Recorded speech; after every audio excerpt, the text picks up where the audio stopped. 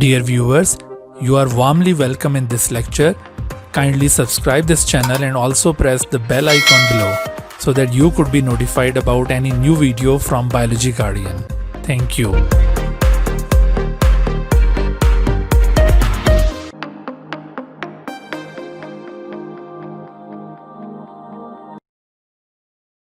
बिस्मिल्लाहिर्रहमानिर्रहीम। आज हम जो टॉपिक डिस्कस कर रहे हैं वो है polymerase chain reaction. Polymerase chain reaction ये दरअसल जीन क्लोनिंग की एक टेक्निक है। आपको जीन क्लोनिंग में दो मेथड्स पॉइंट आउट किए थे, एक रिकॉम्बिनेंट डीएनए टेक्नोलॉजी और दूसरे मेथड को पॉलीमरेज चेन रिएक्शन कहा जाता है। तो आज हम पॉलीमरेज चेन रिएक्शन के बारे में डिस्कस करेंगे कि इसके थ्रू किस तरह से हम जीन की क्लोनिंग कर सकते हैं। आपको याद होगा कि पॉलीमरेज चेन रिएक्शन के बारे में ये बताया था, ये एक इनविट्रो टेक्निक है। इसकी फंडामेंटल प्रॉपर्टीज आपको जो पहले बताई हुई है कि ये एक इनविट्रो टेक्निक है जिसमें हम किसी लेबोरेटरी के अंदर, ग्लासवेयर के अंदर इस टेक्निक को परफॉर्म करने वाले हैं। अभी इसमें हम डायरेक्टली ऑर्गेनिज्म को यूज़ करने की बजाय उनके कंपोनेंट्स को यूज़ करेंगे। इसके अलावा आपको यहाँ पे ये बताया था कि पॉलीमरेज चेन रिएक्शन में आपको सिर्फ जीन की कॉपीज मिलेंगी, no product will be obtained. और ये टेक्निक दरअसल लेबोरेटरी लेवल पर परफॉर्म होने वाली टेक्निक है। इसको आप इंडस्ट्रियल स्केल पर यूज़ नहीं करते, it is used eight laboratory scale. तो ये वो प्रॉपर्टीज़ हैं जो कि आपको ऑलरेडी पॉइंट आउट कर दी थी।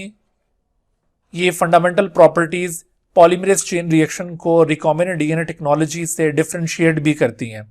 इसके अलावा अभी आपको और इसकी डिटेल पढ़ने के बाद अंदाज़ा हो जाएगा कि how polymerase chain reaction is different from recombinant DNA technology.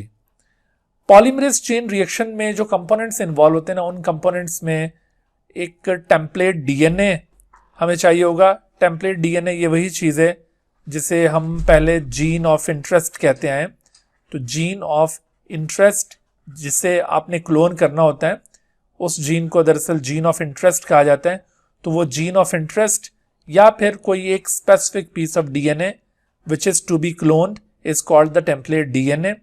इसके अलावा हमें यहाँ पर डीऑक्सीराइबो न्यूक्लियोसाइड ट्राइफॉस्फेट DNTPs, ये दरअसल फ्री न्यूक्लियोटाइड्स होते हैं। दीज आर फ्री न्यूक्लियोटाइड्स, ये हमें रिक्वायर्ड होंगे। और इसके अलावा प्राइमर्स चाहिए होंगे जो आपने डीएनए रेप्लिकेशन के अंदर देखे थे, और टैग पॉलीमरेज जो कि डीएनए पॉलीमरेज की एक किस्म है जिससे न्यू डीएनए सिंथेसाइज किया जाता है फ्रॉम एग्जिस्टिंग डीएनए। तो ये चीज़ें हमें दरकार होंगी और इन तमाम चीज़ों को मिक्स करके इनको हम एक मशीन के अंदर लोड करते होते हैं। That machine is also required, this machine is known as thermocycler. तो ये थर्मोसाइक्लर भी हमें चाहिए होगा। अब इन तमाम चीज़ों की ज़रूरत क्यों है? ये जो कंपोनेंट्स यहाँ पे हमने लिस्ट किए हैं, इनका पर्पस क्या है? इसको समझने के लिए हम यहाँ पर इसका जो बुनियादी प्रिंसिपल है पहले उसके ऊपर गौर कर लें कि यहाँ पर हम करने क्या जा रहे हैं। इसका जो बेसिक प्रिंसिपल इस टेक्निक का, वो दरअसल डीएनए पॉलीमरेज की एक्टिविटी के ऊपर बेस करता है। This technique is based upon the principle of the DNA polymerase. आपको याद होगा कि डीएनए पॉलीमरेज वो एंजाइम है जो न्यू डीएनए सिंथेसाइज करता है from existing DNA molecule. For example this is a DNA molecule, और आप जानते हैं कि डीएनए पॉलीमरेज एंजाइम से अगर आप इसे ट्रीट करें तो DNA polymerase can convert this DNA into 2 daughter DNA, क्योंकि DNA polymerase is the enzyme which synthesises new DNA molecules. तो ये डीएनए मॉलिक्यूल डीएनए पॉलीमरेज के जरिए हम इसको रेप्लिकेट करवा के इस जैसे 2 डीएनए बनाना चाहते हैं। जब आपके पास इस डीएनए से 2 डीएनए तैयार हो जाएंगे तो आप फिर इन दोनों डीएनए को फिर दोबारा से डीएनए पॉलीमरेज के साथ ट्रीट करके 2 से फिर 4 डीएनए बनाएं।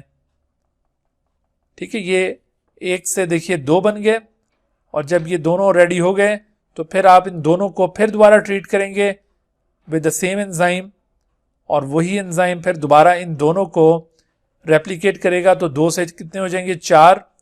जब 4 हो जाएंगे तो फिर उन चारों को दोबारा से ट्रीट किया जाएगा, और फिर 4 से हो जाएंगे 8, और फिर उन 8 को फिर दोबारा से डीएनए पॉलीमरेज के साथ ट्रीट किया जाएगा, तो 8 से हो जाएंगे 16। यूं हम इस एक्टिविटी को बार बार परफॉर्म करेंगे। दरअसल डीएनए पॉलीमरेज की ये जो एक्टिविटी है इसे पॉलीमराइजेशन कहा जाता है आमतौर पर, इसी वजह से इस एंजाइम का नाम पॉलीमरेज एंजाइम है। So this activity is polymerisation, या इस पॉलीमराइजेशन को आप पॉलीमरेज रिएक्शन भी कह सकते हैं, और in other words this is known as polymerase reaction. Polymerase reaction, what is polymerase reaction? ये जो डीएनए रेप्लिकेशन प्रोसेस है, this is in fact DNA replication, ठीक है, ये कोई और चीज नहीं है, ये दरअसल डीएनए रेप्लिकेशन की बात हो रही है। So this DNA replication which is mainly catalysed by the DNA polymerase enzyme is in fact a polymerisation process. तो डीएनए रेप्लिकेशन चूंकि पॉलीमराइजेशन प्रोसेस है, तो इस पॉलीमराइजेशन प्रोसेस को आप पॉलीमरेज रिएक्शन भी कह सकते हैं, because it is catalysed by an enzyme known as polymerase enzyme. तो पॉलीमरेज रिएक्शन भी इसे कहा जा सकता है।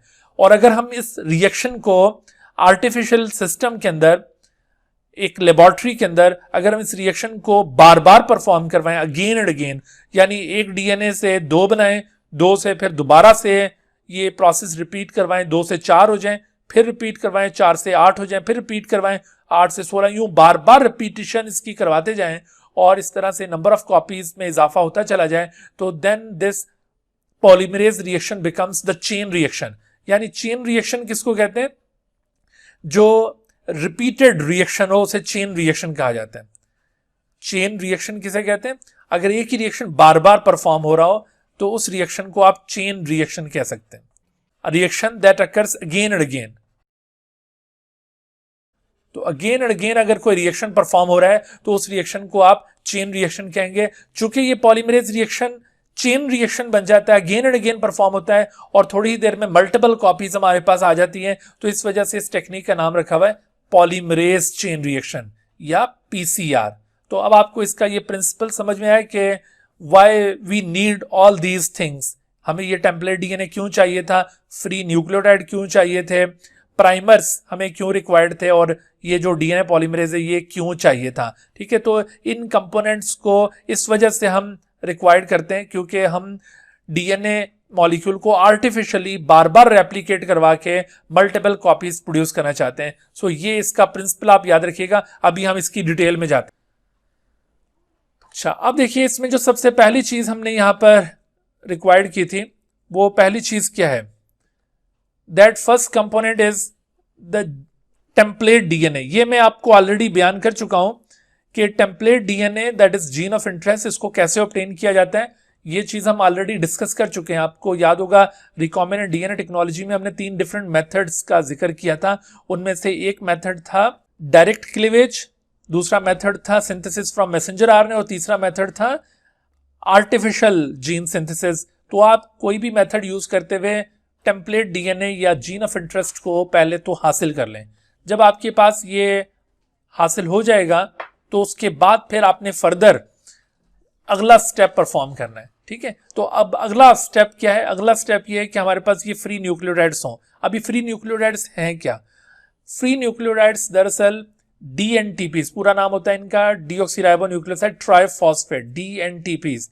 और ये डीएनटीपीज 4 टाइप्स के हैं, डीएटीपी, डीजीटीपी, डीसीटीपी, डीटीटीपी। आपको फर्स्ट ईयर में न्यूक्लियोटाइड का स्ट्रक्चर दिखाया गया होगा कि न्यूक्लियोटाइड का स्ट्रक्चर किस तरह से होता है। उसमें एक अदद शुगर मॉलिक्यूल होता है और वो शुगर न्यूक्लियोटाइड के अंदर राइबोस भी हो सकता है और डीऑक्सीराइबोस भी हो सकता है।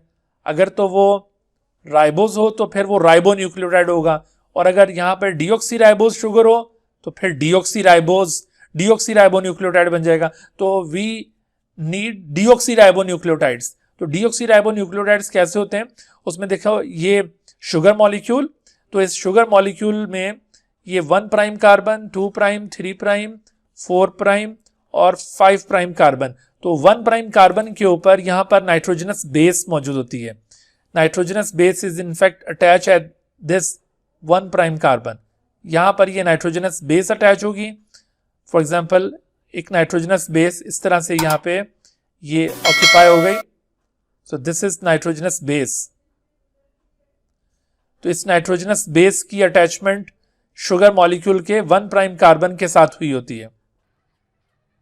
तो नाइट्रोजनस बेस और शुगर का जो कॉम्बिनेशन है उसे कहते हैं न्यूक्लियोसाइड। और ये शुगर, जैसा कि मैंने अभी आपको बताया कि ये डीऑक्सीराइबोस शुगर है, तो डीऑक्सीराइबोस में ये 2 प्राइम कार्बन यहां पर OH की जगह H प्रेजेंट होगा। अगर यहां पर OH प्रेजेंट होता है, इस जगह पे OH प्रेजेंट होता, तो ऐसी सूरत में ये डीऑक्सीराइबोस ना होती, राइबोस शुगर बन जाती। 3rd प्राइम कार्बन पर जिस तरह OH है, अगर इसी तरह से 2nd प्राइम कार्बन पर भी OH होता तो ये फिर राइबोस शुगर बन जाती, जबकि यहां पर डीऑक्सीराइबोस शुगर रिक्वायर्ड है। तो डीऑक्सीराइबोस शुगर का ये स्ट्रक्चर होगा। तो आप देखिए ये डीऑक्सीराइबोस शुगर, इसके 1 प्राइम कार्बन पर ये एक नाइट्रोजनस बेस अटैच है। तो नाइट्रोजनस बेस, ये इस तरह की जो डबल रिंग नाइट्रोजनस बेस है उसे आप कहेंगे adenosine. This double ring nitrogenous base is called adenosine. तो ये एडिनोसिन का स्ट्रक्चर आपके सामने बना है। तो एडिनोसिन का ये जो स्ट्रक्चर आप देख रहे हैं, ये स्ट्रक्चर कुछ इस तरह से कि इसमें this is carbon number 1, carbon 2, sorry ये नाइट्रोजन नंबर 1, ये कार्बन नंबर 2, नाइट्रोजन नंबर 3, ये कार्बन नंबर 4, दिस इज 5, 6, फिर ये 7, 8 एंड दिस इज 9। तो ये इस तरह से नाइट्रोजनस बेस आप देख रहे हैं। तो इस नाइट्रोजनस बेस में ये 6 पोजीशन के ऊपर यहां पर NH2 लगा हुआ है, एक अमाइनो ग्रुप यहां पर मौजूद है। तो इस अमाइनो ग्रुप की मौजूदगी की वजह से this nitrogenous base is called adenosine, sorry this nitrogenous base is called adenine. ये एडेनिन टाइप की नाइट्रोजनस बेस है। और अगर ये एडेनिन बेस इस डीऑक्सीराइबोस के साथ कंबाइन हो जाए, दिस शुगर इज डीऑक्सीराइबोस, इसके साथ अगर ये कंबाइन हो जाए तो ऐसी सूरत में एक न्यूक्लियोसाइड बनेगा, डीऑक्सीराइबोस प्लस एडेनिन। तो ऐसी सूरत में एक न्यूक्लियोसाइड बनेगा और इस न्यूक्लियोसाइड को कहेंगे डीऑक्सीराइबो न्यूक्लियोसाइड। तो ये डीऑक्सीराइबो न्यूक्लियोसाइड है ये वाला पार्ट। और उसके बाद फिर इसके 5 प्राइम एंड के ऊपर फॉस्फेट ग्रुप अटैच होंगे। तो फॉस्फेट ग्रुप में एक फॉस्फेट ग्रुप, फिर इसी तरह से दूसरा फॉस्फेट ग्रुप, तीसरा फॉस्फेट ग्रुप, तो 3 फॉस्फेट ग्रुप यहां पे यूं अटैच्ड हैं। ठीक है, तो ये 3 फॉस्फेट ग्रुप के अटैच होने के बाद अब ये स्ट्रक्चर क्या बन गया, now this structure becomes a nucleotide. तो ये जो फ्री न्यूक्लियोटाइड्स होते हैं, फर्स्ट ईयर में आपने पढ़ा होगा, ये फ्री न्यूक्लियोटाइड इस तरह के मॉलिक्यूल्स होते हैं जिनमें ये नाइट्रोजनस बेस, शुगर और 3 फॉस्फेट ग्रुप्स मौजूद हों। तो देखो ये जो पार्ट है, इस पार्ट को हम अभी कह रहे थे कि ये पार्ट डीऑक्सीराइबो न्यूक्लियोसाइड है, डीऑक्सीराइबो न्यूक्लियोसाइड, और उसके साथ 3 फॉस्फेट ग्रुप लग जाएं तो ये क्या बन गया, डीऑक्सीराइबो न्यूक्लियोसाइड ट्राइफॉस्फेट, DNTP। तो ये DNTP हमने इस वजह से नाम यूज किया है, this part is called deoxyribo nucleoside and triphosphate. तो इसकी कितनी अकसाम है, इसकी 4 अकसाम है, DATP, DGTP, DCTP और DTTP। असल में ये जो नाइट्रोजनस बेस आपने देखी यहां पर एडेनिन है, तो एडेनिन के साथ इसका नाम हो जाएगा DATP। DATP means deoxy adenosine, या इसको डी एडिनोसिन लिखेंगे हम, डी एडिनोसिन ट्राइफॉस्फेट। तो डी एडिनोसिन ट्राइफॉस्फेट या डीऑक्सी एडिनोसिन ट्राइफॉस्फेट। बिल्कुल इसी तरह से D guanosine triphosphate, D cytidine triphosphate and D thymidine या डीऑक्सीथाइमिडीन ट्राइफॉस्फेट। सो ये 4 किस्म के ये DNTPs हैं। These are called free nucleotide, commonly these are known as free nucleotides which take part in the formation of DNA। DNA की formation में ये free nucleotides participate करते हैं। तीसरा कंपोनेंट मैंने यहां पे बताया कि प्राइमर्स चाहिए होंगे।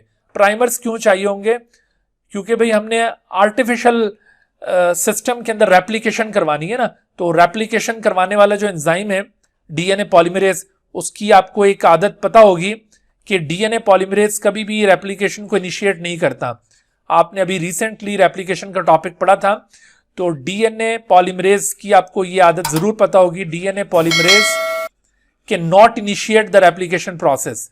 It cannot initiate replication process unless the primer is present. Unless the primer is available. And what is primer? Primer आपने पढ़ा था कि primer is a short strand of RNA. A short strand of RNA. ये छोटा सा RNA का strand है which consists of few nucleotides. चंद एक न्यूक्लियोटाइड पर मुश्तमिल a short strand of RNA is called primer. तो ये प्राइमर मॉलिक्यूल यहां पे यूज होगा. तो प्राइमर्स के दो सेट्स हमें चाहिए होंगे, 2 सेट्स ऑफ प्राइमर. वो 2 सेट्स क्यों? क्योंकि इनमें से एक फॉरवर्ड प्राइमर होगा, एक बैकवर्ड. यानी जैसे मिसाल के तौर पर ये डीएनए मॉलिक्यूल है, suppose this is DNA molecule. तो इस डीएनए मॉलिक्यूल के 2 स्ट्रैंड्स हैं. अगर मिसाल के तौर पर हम इसको डीनेचर करें तो एक स्ट्रैंड और ये दूसरा स्ट्रैंड. अब देखो एक स्ट्रैंड है ये 5 प्राइम टू 3 प्राइम और ये दूसरा स्ट्रैंड इस तरफ 5 प्राइम टू 3 प्राइम. एक प्राइमर इसके साथ अटैच होगा तो प्राइमर का ये एंड हो जाएगा 5 प्राइम और ये 3 प्राइम. तो इसके आगे न्यूक्लियोटाइड ऐड होंगे. इसी तरह से दूसरा प्राइमर इसके साथ अटैच होगा तो इसका ये 5 प्राइम एंड और ये 3 प्राइम एंड. तो इस तरह आप देखिए प्राइमर जब अटैच हो जाएंगे तो तब उनके आगे फिर डीएनए पॉलीमरेज न्यूक्लियोटाइड को ऐड कर सकता है. तो इनमें से एक प्राइमर को हम कहेंगे फॉरवर्ड और एक को बैकवर्ड प्राइमर कहा जाएगा. अब किसको फॉरवर्ड कहा जाएगा, किसको बैकवर्ड? तो आप जिसे चाहें फॉरवर्ड कह दें और जिसे चाहें बैकवर्ड कह दें. यानी जब भी 2 प्राइमर्स यूज किए जाएं तो उनमें से एक का नाम फॉरवर्ड और दूसरे का बैकवर्ड प्राइमर होता है. In some cases we need only 1 primer. वो क्या केसेस होते हैं? वो कुछ खास स्पेसिफिक केसेस होंगे, आगे किसी और टॉपिक में उसका जिक्र आएगा. याद रखिए कि जब भी नॉर्मली आपने पीसीआर करना होता है तो 2 प्राइमर्स हमें चाहिए होते हैं. यानी नॉर्मली से मतलब है कि जब भी हमने जीन क्लोन करने के लिए पीसीआर टेक्निक परफॉर्म करनी है तो we need 2 type of primers, एक फॉरवर्ड प्राइमर, दूसरा बैकवर्ड प्राइमर. तो फॉरवर्ड प्राइमर और बैकवर्ड प्राइमर, इनमें फर्क क्या होगा? किसको फॉरवर्ड किसको बैकवर्ड कहेंगे? मैंने कहा इसमें कोई फर्क नहीं है. आप चाहे इसको बैकवर्ड कह दें और इसको फॉरवर्ड कह दें, इट डजंट मैटर. तो ये प्राइमर्स बहरहाल हमें चाहिए होते हैं. लेकिन यहां पर एक बात का जहन में आपके ख्याल आना चाहिए कि हम यहां पर प्राइमर्स ही क्यों ऐड कर रहे हैं. Why we don't need primase enzyme. आपको याद होगा कि नेचुरल एप्लीकेशन में actually primase enzyme is responsible for the synthesis of primer, but here we need only primers, we don't need primase. So why we don't need primers, why we don't need primase enzyme? इस primase की जरूरत क्यों नहीं है हमें directly primers ही क्यों चाहिए? तो उसकी मैं वजह आपको बता दूं.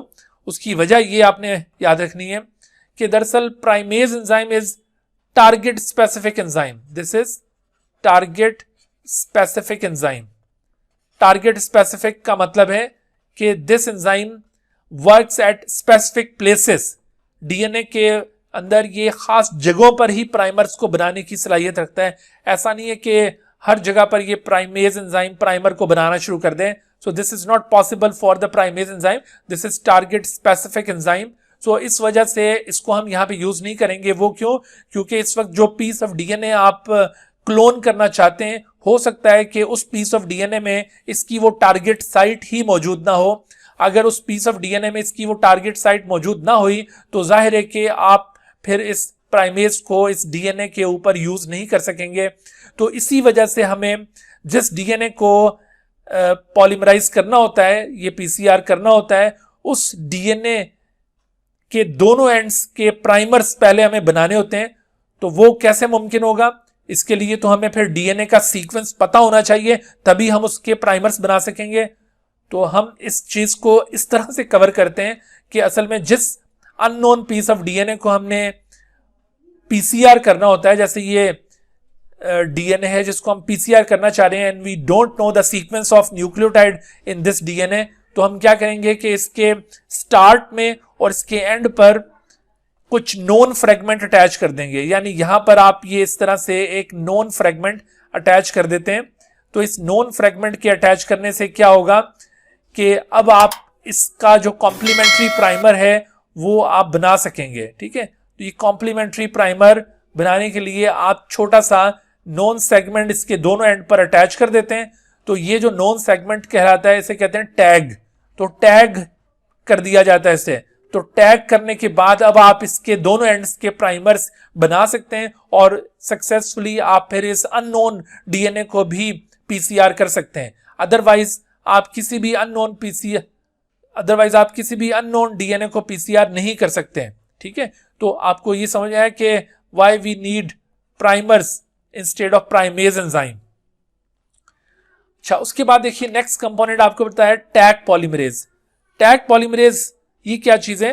Tag polymerase is in fact the DNA polymerase. ये डीएनए पॉलीमरेज है, उसको हमने यहां पे टैग पॉलीमरेज लिखा है, डीएनए पॉलीमरेज। और यही असल में इस टेक्निक का हीरो है, क्योंकि इसी ने असल एक्टिविटी परफॉर्म करनी है। इसी की एक्टिविटी के ऊपर इस पीसीआर को डिजाइन किया गया। तो डीएनए पॉलीमरेज एंजाइम है ये। लेकिन सवाल ये पैदा होता है कि इस डीएनए पॉलीमरेज को टैग पॉलीमरेज क्यों कहा जा रहा है? एक्चुअली यहां पर हमें एक ऐसा डीएनए पॉलीमरेज चाहिए था जो कि बहुत हाई टेम्परेचर को टॉलरेट कर सके। तो ये जो टैग पॉलीमरेज एंजाइम है, this enzyme is temperature tolerant enzyme. Taq polymerase is DNA polymerase which is temperature tolerant enzyme. Why we call it Taq? तो टैग इस वजह से कहते हैं because it is isolated from the Thermus aquaticus. Taq stands for Thermus, ठीक है, T for Thermus and A Q for aquaticus. तो इस वजह से इसका नाम टैग पॉलीमरेज रखा है because it is isolated from the Thermus aquaticus. और ये थर्मस एक्वेटिकस साहब कौन है? ये दरअसल एक बैक्टीरिया की एक टाइप है। बैक्टीरिया में इस बैक्टीरिया की खास बात यह है, इन बैक्टीरिया की खास बात यह है कि ये बैक्टीरिया बहुत हॉट वाटर के अंदर सर्वाइव करने की सलाहियत रखते हैं। नेचुरली ये हॉट वाटर स्प्रिंग्स के अंदर पाए जाते हैं। Naturally these are found in hot water springs. और इसी वजह से इन बैक्टीरिया में पाए जाने वाले एंजाइम्स बहुत ज्यादा हीट स्टेबल होते हैं, बहुत हाई टेम्परेचर को टॉलरेट कर सकते हैं। यहां पर आपके जहन में ये बात जरूर आनी चाहिए कि हमें इस टेक्निक में बहुत हाई टेम्परेचर यूज करने की क्या जरूरत है। हम यहां पर ह्यूमन का डीएनए पॉलीमरेज क्यों यूज नहीं कर सकते? तो दरअसल हमें हाई टेम्परेचर यहां पर यूज करने की जरूरत यह है कि हमने वो जो टेम्पलेट डीएनए, टारगेट डीएनए, उस टारगेट डीएनए को पहले डीनेचर करना है। उसे रेप्लिकेट करवाने के लिए, चूंकि हम ये सारा काम आर्टिफिशियल सिस्टम में कर रहे हैं, तो आर्टिफिशियल सिस्टम में इसको पहले डीनेचर किया जाएगा। डीनेचर करने का मतलब है कि इसके दोनों स्ट्रैंड्स को एक दूसरे से सेपरेट किया जाएगा ताकि ये दोनों स्ट्रैंड एक दूसरे से सेपरेट होकर टेम्पलेट का रोल प्ले करें और इनके पैरेलली फिर नए स्ट्रैंड्स कंस्ट्रक्ट किए जा सकें। तो इन दोनों को डीनेचर कैसे किया जाएगा? यहां पर दरअसल इन दोनों को डीनेचर करने के लिए यहां पर हम हीट यूज करेंगे, हीट। और वो हीट कितनी होगी? वो हीट दरअसल कोई 94 डिग्री सेंटीग्रेड के करीब वो हीट होगी जो हमने यहां पे यूज करनी है। इस हीट पर जब हम इस डीएनए को एक्सपोज करेंगे तो डीएनए विल बिकम डीनेचर। तो इस तरह से डीएनए को डीनेचर करने के लिए दरअसल ये हीट हम इस्तेमाल कर रहे हैं। और इसी वजह से चूंकि डीएनए को डीनेचर करने के लिए हीट इस्तेमाल की जा रही है, इसी वजह से हम यहां पर जो ह्यूमन डीएनए पॉलीमरेज है उसको यूज नहीं कर सकते, क्योंकि वो इतनी हीट को बर्दाश्त नहीं कर सकता। ह्यूमन डीएनए पॉलीमरेज इस हीट पर खुद डीनेचर हो जाएगा। इस वजह से human DNA polymerase is not suitable for this technique. इसके लिए हमने ये खास डीएनए पॉलीमरेज हासिल किया है जो कि थर्मस एक्वेटिकस से हासिल किया गया। इस वजह से इसका नाम टैग पॉलीमरेज रखा है। अच्छा, यहां पर एक और सवाल भी उभरता है कि हम ये हीट को यहां पर क्यों यूज कर रहे हैं? ये तो चलो आपको मैंने बता दिया कि यूज इस वजह से करें कि डीनेचर करना है, लेकिन डीनेचर करने के लिए हीट ही क्यों यूज कर रहे हैं? ठीक है, यहां पे सवाल ये है कि डीनेचर करने के लिए तो चलो हीट यूज की जा रही है, मान लिया, इसको ये बात समझ में आती है, लेकिन हीट ही क्यों यूज की जा रही है? कोई और चीज यूज क्यों नहीं की जा रही? हालांकि आपको याद होगा कि जो नेचुरल रेप्लिकेशन प्रोसेस होता है उसके अंदर डीनेचरेशन के लिए एक चीज इस्तेमाल होती है जिसे कहते हैं हेलिकेज, और इसको फैसिलिटेट करता है गायरेज। डीएनए गायरेज एंजाइम इसे फैसिलिटेट करता है। तो ये दो एंजाइम आपको याद होंगे, डीएनए हेलिकेज और डीएनए गायरेज। ये दोनों एंजाइम यूज हो रहे होते हैं नेचुरल रेप्लिकेशन में for denaturation, for unzipping of the parental DNA molecule. But here we will not use these two molecules. Why? हम ये हेलिकेज या गायरेज यहां पर यूज क्यों नहीं करेंगे? अगेन सवाल ये पैदा होता है कि हेलिकेज या गायरेज का इस्तेमाल यहां पर क्यों नहीं किया जाएगा? तो दरअसल ये हेलिकेज और गायरेज इस वजह से इस्तेमाल नहीं करेंगे कि हेलिकेज और गायरेज भी टारगेट स्पेसिफिक एंजाइम होते हैं, जिस तरह से अभी आपको मैंने प्राइमेज के मुतालिक बताया कि ये भी दरअसल टारगेट स्पेसिफिक एंजाइम है, यानी स्पेसिफिक पॉइंट के ऊपर ही ये वर्क करते हैं।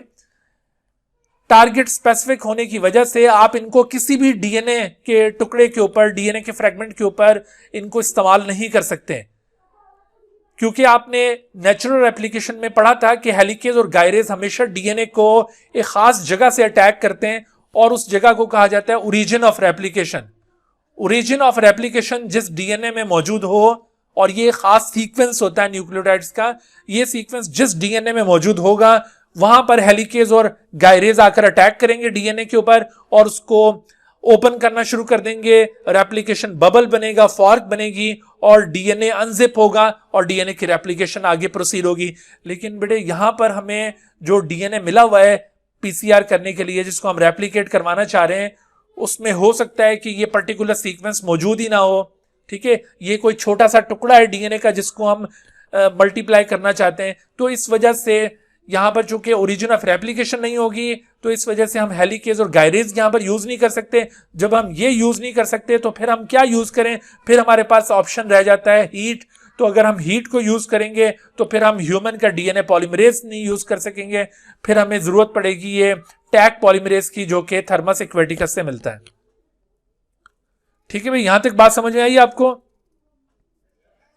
गुड। तो बेटा अब ये जो सारी चीजें अभी मैंने आपको पॉइंट आउट की है ना, इन सब को मिक्स किया जाता है एक बफर सॉल्यूशन के अंदर। ये जितने भी कंपोनेंट्स अब तक मैंने आपको एक्सप्लेन किए, all of them are mixed together in a buffer solution. और वो बफर सॉल्यूशन किस चीज का बनता है? बफर किसे कहते हैं? उससे पहले आप जरा बताइए बफर किसे कहते हैं? तो बफर एक ऐसा सॉल्यूशन होता है जो पीएच रेजिस्टेंट होता है। A solution which is pH resistant, यानी जिसकी कांस्टेंट पीएच हो, यानी उसके अंदर थोड़ा बहुत एसिड या बेस डाली जाए तो उसकी पीएच के ऊपर कोई फर्क ना पड़े। तो इस तरह से एक ऐसा सॉल्यूशन जो पीएच रेजिस्टेंट होता है, उस सॉल्यूशन को बफर सॉल्यूशन कहा जाता है। तो हम यहां पर बफर बनाएंगे। आपने बफर बनाने के लिए क्या यूज करना है? ट्रिस HCl और इसके साथ साथ मैग्नीशियम क्लोराइड, ये दोनों मिलकर बफर बनाते हैं। और इस बफर के अंदर आप जब अपने कंपोनेंट्स को ऐड कर देंगे तो after the adding the components, now it becomes the reaction mixture या पीसीआर मिक्सचर। अब इस रिएक्शन मिक्सचर या पीसीआर मिक्सचर को थर्मोसाइक्लर के अंदर, या जिसे पीसीआर मशीन कहा जाता है, उसके अंदर प्लेस करेंगे। ये थर्मोसाइक्लर क्या चीज है जो मैंने अभी आपको ये दिखाई थी यहां पर, दिस इज थर्मोसाइक्लर। तो ये थर्मोसाइक्लर बेसिकली है क्या? थर्मोसाइक्लर ये जस्ट एक टेम्परेचर रेगुलेटिंग अपरेटस है। थर्मोसाइक्लर ये दरअसल एक टेम्परेचर रेगुलेटिंग अपरेटस है। इसका काम सिर्फ और सिर्फ टेम्परेचर को रेगुलेट करना है। यानी यूं समझ ले कि ये एक डिजिटल इंक्यूबेटर है। डिजिटल का मतलब है ये कंप्यूटराइज्ड है। डिजिटल इंक्यूबेटर, आमतौर पर जो इंक्यूबेटर्स हम यूज करते हैं, इंक्यूबेटर्स ऐसे ऑपरेटर्स को कहते हैं जो टेम्परेचर को रेगुलेट करता हो। तो आमतौर पर जो हम लैब के अंदर इंक्यूबेटर्स यूज करते हैं, उसके अंदर जो टेम्परेचर आप सेट करेंगे वो उसी टेम्परेचर पर खड़ा रहेगा। लेकिन इस इंक्यूबेटर की खास बात यह है कि आप इसको टेम्परेचर की जो साइकिल प्रोवाइड करेंगे, साइकिल से मतलब है कि आप इसको यूं टेम्परेचर के स्टेप्स दे दें कि थोड़ी देर के लिए ये टेम्परेचर रखा जाए, उसके बाद थोड़ी देर के बाद इसका टेम्परेचर ये हो जाना चाहिए, उसके बाद फिर थोड़ी देर के बाद इसका टेम्परेचर ये हो जाना चाहिए। तो इस तरह से आप इसको अगर एक प्रोग्राम दे देते हैं कि थोड़े थोड़े वक्फे से ये टेम्परेचर चेंज करें, तो ये इसके लिए पॉसिबल है। ठीक है, तो आमतौर पर जो इंक्यूबेटर लैब में यूज किए जाते हैं उनमें ये चीज पॉसिबल नहीं होती, वो एक ही टेम्परेचर के ऊपर खड़े रहते हैं। जबकि इन case of thermocycler this is possible that it can regulate specific temperature for specific time and it can recycle this whole program, यानी ये दोबारा जब ये एक साइकिल कंप्लीट हो जाएगा तो इसको फिर दोबारा से ये रिपीट भी कर सकेगा इस प्रोग्राम को। तो ये इसकी खास बात है इस थर्मोसाइक्लर की, यानी थर्मोसाइक्लर ने सिर्फ और सिर्फ टेम्परेचर प्रोवाइड करना है और कुछ नहीं करना। बाकी जो कुछ होगा वो इस छोटी सी ट्यूब के अंदर, ये जो आपको ट्यूब नजर आ रही है यहाँ पर, इस छोटी सी ट्यूब के अंदर ऑटोमेटिकली खुद ब खुद होगा। जो आपने मिक्सचर बना के रखा था उस मिक्सचर में ऑटोमेटिकली डीएनए रेप्लिकेट कर रहा होगा। अब डीएनए कैसे रेप्लिकेट कर रहा होगा, इसका मैकेनिज्म क्या है, तो ये देखिए इस डायग्राम के अंदर इसका मैकेनिज्म बयान किया है कि पॉलीमरेज चेन रिएक्शन किस तरह से वर्क करता है, इसका मैकेनिज्म क्या है। इसमें देखिए 3 स्टेप्स इन्वॉल्व हैं। पहला स्टेप यहां पे पॉइंट आउट किया गया डीनेचुरेशन, जो कि तकरीबन 1 मिनट में कंप्लीट हो जाता है। और इस स्टेप में होगा ये कि डीएनए जो कि डुप्लेक्स मॉलिक्यूल था, याद रखो कि ये वही डबल हेलिक्स मॉलिक्यूल है, लेकिन for the sake of understanding हमने इसको स्ट्रेट मॉलिक्यूल ड्रॉ किया हुआ है। एक्चुअली ये वही डुप्लेक्स मॉलिक्यूल है जैसा कि नेचुरली डीएनए होता है। तो आप देखिए कि डीनेचुरेशन एक ऐसा स्टेप है जिसमें डीएनए के दोनों स्ट्रैंड्स एक दूसरे से सेपरेट किए जाते हैं बाय यूजिंग एप्रोप्रिएट टेम्परेचर। यहां पर हम हीट को एज डीनेचुरेशन एजेंट यूज कर रहे हैं, और कितनी हीट हम यहां पर प्रोवाइड करेंगे, 94 डिग्री सेंटीग्रेड टेम्परेचर यहां पे प्रोवाइड किया जाएगा। और ये टेम्परेचर इतना काफी टेम्परेचर होगा कि वो इसके दोनों स्ट्रैंड्स को एक दूसरे से सेपरेट कर दें। आपको ये याद है कि दोनों स्ट्रैंड्स हाइड्रोजन बॉन्ड्स के साथ एक दूसरे से जुड़े हुए थे, तो ये हीट इन हाइड्रोजन बॉन्ड्स को किल कर देगी और इस तरह से दोनों स्ट्रैंड एक दूसरे से सेपरेट हो जाएंगे। Now both strands will work as template, और इन दोनों टेम्पलेट्स के साथ अब प्राइमर्स की अटैचमेंट होने वाली है। तो ये 1 मिनट के लिए टेम्परेचर जब 94 डिग्री सेंटीग्रेड पर जाता है और दोनों स्ट्रैंड से एक दूसरे से सेपरेट हो जाते हैं, तो उसके बाद अगला स्टेप शुरू होता है, दैट इज कॉल्ड अनीलिंग, या इसको प्राइमर अनीलिंग कहा जाता है। अनीलिंग का मतलब है अटैचमेंट, लेकिन किसकी अटैचमेंट हो रही है, प्राइमर्स की। तो प्राइमर अनीलिंग आप इसको कहें। प्राइमर अनीलिंग ये तकरीबन 2 मिनट में ये प्रोसेस कंप्लीट होगा। प्राइमर अनीलिंग में ये होगा कि टेम्परेचर ऑटोमेटिकली नीचे आ जाएगा, 54 डिग्री सेंटीग्रेड के ऊपर ये टेम्परेचर पहुंचता है। तो 54 डिग्री सेंटीग्रेड एक ऐसा टेम्परेचर है जिस टेम्परेचर पर ऑटोमेटिकली जो प्राइमर्स उस मिक्सचर के अंदर मौजूद थे, याद रखो कि ये प्राइमर्स ऑलरेडी हमने मिक्सचर में डाले हुए थे, तो ये प्राइमर्स ऑटोमेटिकली अपनी जगह पर जाकर बाइंड कर जाएंगे। प्राइमर का जो कॉम्प्लीमेंट्री पार्ट होगा उसके साथ ये प्राइमर्स अटैच हो जाएंगे।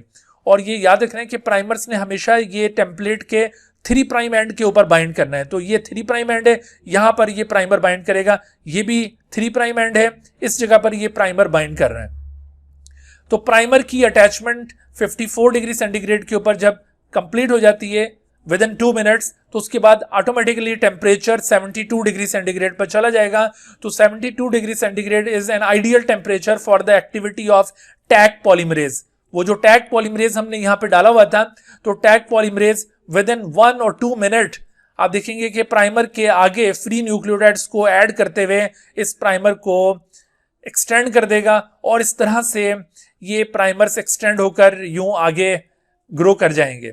ठीक है, this step is called extension step, या इसको पॉलीमराइजेशन स्टेप भी कहा जाता है। एक्सटेंशन या इसको पॉलीमराइजेशन कहेंगे, क्योंकि इस स्टेप में आप देखिए, इस स्टेप में जो प्राइमर था वो एक्सटेंड हो गया या पॉलीमराइज हो गया, और इस तरह से एक parental DNA molecule 2 daughter DNA molecules में कन्वर्ट हो गया। यानी after the completion of this step एक डीएनए से 2 डीएनए वजूद में आ गए।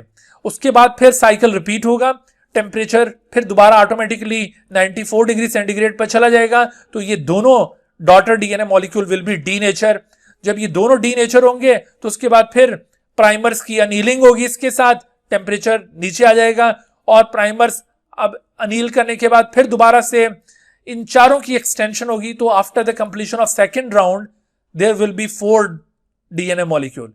फिर दोबारा से साइकिल रिपीट होगी, तो after the completion of third round या third cycle there will be 8 molecule. तो इस तरह से आप देखिए कि इसका नंबर बढ़ता चला जाएगा। सर जी बेटा, सर प्राइमर हटेगा बाद में या नहीं? असल में बेटा यहां पर जो हम प्राइमर यूज करते हैं ना, वो प्राइमर डीएनए प्राइमर होता है, वो आरएनए प्राइमर नहीं होता। वैसे तो आपको याद होगा कि जो नेचुरल रेप्लिकेशन है, उस नेचुरल रेप्लिकेशन में जो प्राइमर यूज होता है वो आरएनए प्राइमर होता है। ठीक है, नेचुरल रेप्लिकेशन, उसके अंदर जो प्राइमर यूज हो रहा है that primer consist of RNA molecule, but यहां पर जो हम प्राइमर यूज कर रहे हैं वो DNA प्राइमर है, तो we have to use actually DNA primer. और ये भी वजह है कि हम प्राइमेज एंजाइम को यूज नहीं करते, हम यहां पर DNA प्राइमर यूज करते हैं, यानी छोटे छोटे से DNA के स्ट्रैंड जो कि कॉम्प्लीमेंट्री होंगे उनको यहां पे यूज किया जाएगा। अंडरस्टैंड?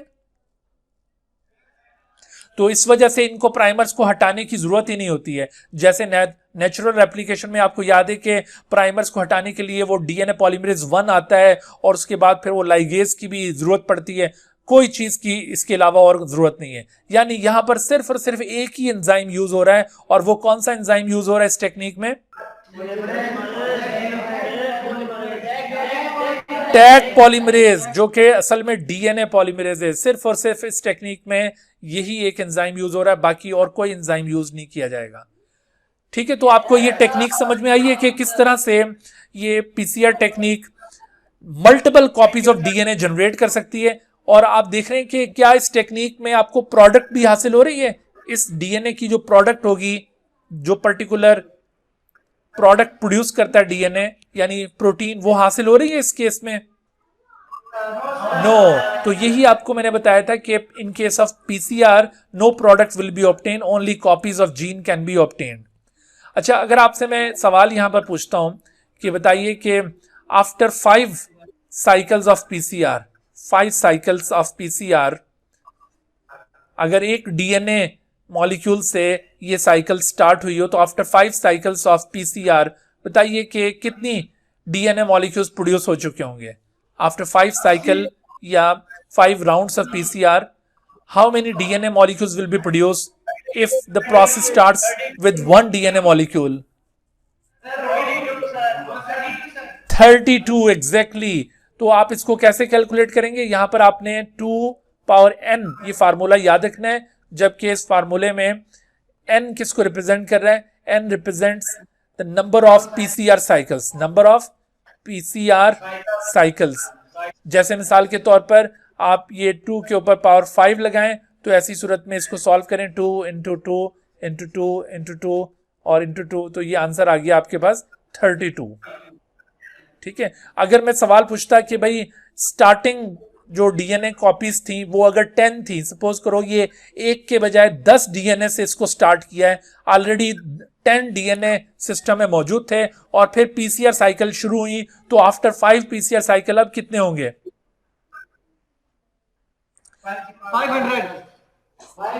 500 नहीं, आपने क्या करना है? 32 को मल्टीप्लाई कर देना इनिशियल नंबर के साथ। 32 multiply by initial number, that is 320। समझ आई बात? तो आपने इस तरह से इनिशियल नंबर के साथ उसको मल्टीप्लाई कर देना है। सही है? अच्छा, 1 मिनट बेचा, 1 मिनट, इतनी जल्दी ना करो। अच्छा बच्चे, ये बताओ कि अगर 50 साइकिल्स के बाद आफ्टर 50 साइकिल, तो अगर ये सपोज करो कि 5 पिकोग्राम DNA प्रोड्यूस हो चुका है, 5 picogram, PG stands for picogram. Picogram बहुत ही छोटा यूनिट है, ये नैनोग्राम से भी छोटा है पिकोग्राम। तो अगर ये 5 picogram DNA has been produced after 50 cycles, तो बताइए कि आफ्टर 51st साइकिल यानी अनदर साइकिल ऑफ PCR जब कंप्लीट होगी, तो what will be the quantity of the DNA now? 10 picogram exactly, बिल्कुल। ये क्वांटिटी एक्चुअली डबल हो जाती है, तो after every cycle quantity becomes double. इस पॉइंट को आपने माइंड में रखना है। ठीक है जी, तो ये था PCR प्रोसेस। इसके साथ ही हमारा आज का लेक्चर खत्म हुआ। Okay, Allah Hafiz. Dear viewers, thank you for watching this video. If you have not subscribed this channel, kindly subscribe it and also press the bell icon below so that you could be notified about any new video lecture from Biology Guardian. And also do not hesitate to ask any question regarding this lecture. My contacts are shown on the screen. Thank you once again.